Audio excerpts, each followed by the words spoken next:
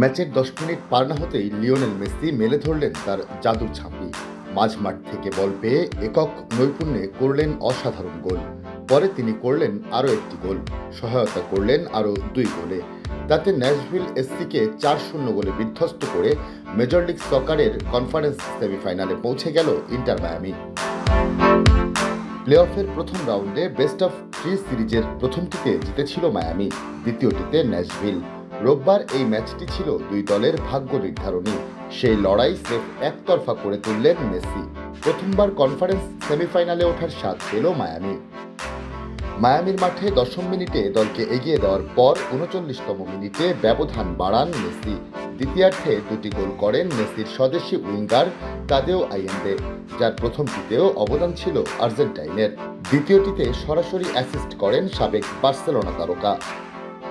এই গোল করিয়ে প্রথম ফুটবলার হিসেবে ৪০০ অ্যাসিস্টের মাইলফলক স্পর্শ করেন আর্জেন্টাইন জাদুকর।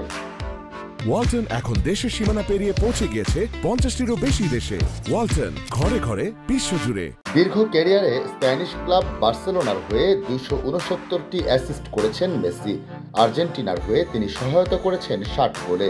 বর্তমান ক্লাব মায়ামির হয়ে ৩৭টি এবং প্রায় ভুলে যাওয়ার মতো পিএসজি ক্যারিয়ারে ৩৪টি অ্যাসিস্ট করেছেন মেসি। এবারের প্লে অফের প্রথম রাউন্ডে ৩ ম্যাচে মেসির গোল ৫টি, সহায়তা করেছেন ৩ গোলে। মায়ামির ৮ গোলেই তার অবদান। আর ন্যাশভিল এসসির বিপক্ষে ১০ ম্যাচে তার গোল এখন ১৫টি। ইস্টার্ন কনফারেন্স সেমিফাইনালে আগামী ২২শে নভেম্বর মায়ামির প্রতিপক্ষ সিনসিনাটি এফসি। ন্যাশভিলের বিপক্ষে গোলের জোয়ার বইয়ে দিলেও সিনসিনাটির বিপক্ষে কখনো গোল করতে পারেননি তিনি।